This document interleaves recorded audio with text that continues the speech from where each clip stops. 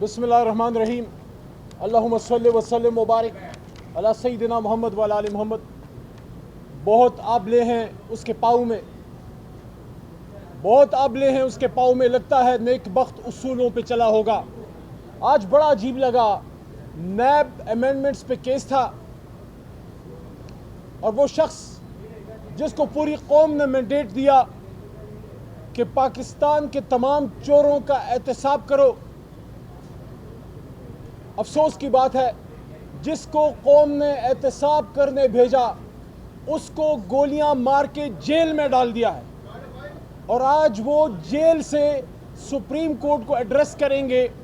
वो शख्स जो करप्शन के ख़िलाफ़ था और है और रहेगा, वो शख्स जिसने इंसाफ की तहरीक चलाई, वो शख्स जिसने ये कहा था और जिस पे आज भी कायम है कि इंसाफ का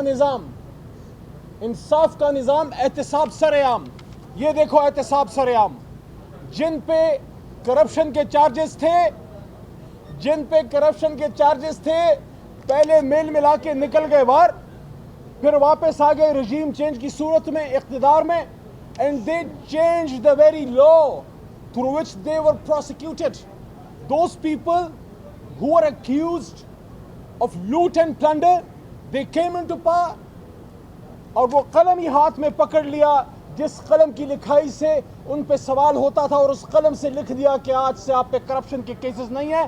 और जो शख्स करप्शन के खिलाफ निकला था जहाद के लिए, देख लो अडियाला में आज वो वीडियो लिंक से अपनी सुप्रीम कोर्ट से खिताब कर रहा है।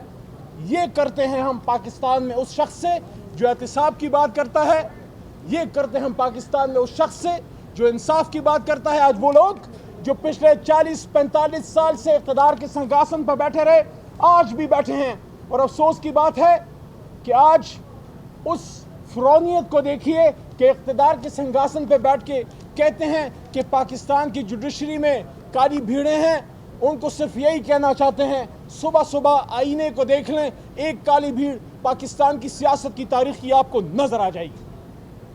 आज इमरान खान साहब को लाइव टेलीकास्ट किया जाना चाहिए था। मैं समझता हूं कि एक मोहतरम जज साहब की इंटरवेंशन के बाद जब उन्होंने कहा कि लाइव टेलीकास्ट होनी चाहिए, उसके बाद लाइव टेलीकास्ट इमरान खान साहब का हक था। बसद एहतराम, तमाम एहतराम मलहूज़ ख़ातिर रखते हुए मोहतरम चीफ जस्टिस साहब, आपने फरमाया कि ये केस नेशनल इंटरेस्ट का नहीं है या अवामी पब्लिक इंटरेस्ट का नहीं है, फिर नैब क्यों खुला है? नैब का काम है वो पैसा वापस रिकवर करना जो आवाम का है। अगर ये लूट और प्लंडर किसी की ज़ाती जायदाद की है तो फिर पब्लिक इंटरेस्ट का तो केस नहीं है। लेकिन अगर नैब का काम लूट शुदा माल, अवामी माल जो लूटा गया है उसको रिकवर करना है, फिर तो पब्लिक इंटरेस्ट है। फिर तो इमरान खान साहब को लाइव टेलीकास्ट किया जाना चाहिए था। पूरी कौम इंतज़ार में थी और आज इमरान खान साहब अगर बात करते, कौम उसको सुनती। इमरान खान साहब ही इस वक्त चाहते हैं कि जुडिशरी मजबूत हो। वही उन 6 जजेस और तमाम जुडिशरी के पीछे हमारी तहरीक खड़ी है जो जुडिशरी की आज़ादी के लिए खड़े हैं। तो हम समझते हैं कि इमरान खान साहब को आज लाइव टेलीकास्ट में दिखाया जाना चाहिए था। बल्कि पिछली मुलाकात में मेरे सामने सुप्रीम कोर्ट का नोटिस उनको उस पेशी में सर्व हुआ अलकादिर ट्रस्ट में, और खान साहब ने मेरे सामने लाइन लिखी जिस पे उन्होंने बिल्कुल कहा कि मैं अटेंड करना चाहता हूँ कोर्ट को और इन पर्सन करना चाहता हूँ।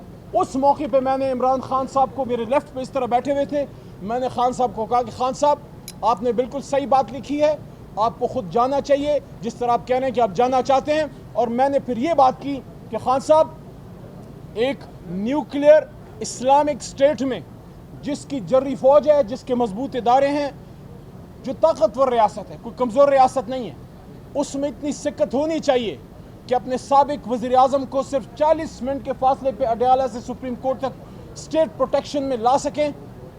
वो आना चाहते थे, आज उनको हुकूमत लेके नहीं आई।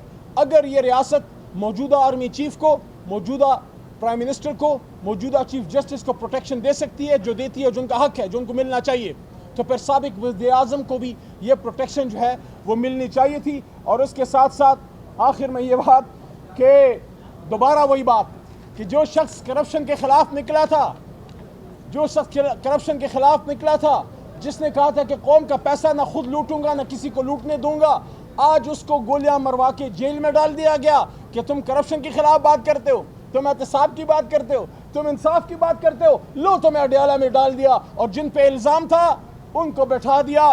ایسے مت کرو اس ملک کے ساتھ, ایسے مت کرو اس ملک کے ساتھ, کیونکہ ملک جس نے بنایا تھا وہ گھوڑے پہ بیٹھ کے نہیں آیا تھا, اس کے ہاتھ میں بندوق نہیں تھی, اس کے بدن پہ کالا کوٹ تھا, اور اس کے ہاتھ میں قلم تھا, اور اس کا نام قائد اعظم محمد علی جناح تھا. بہت شکریہ.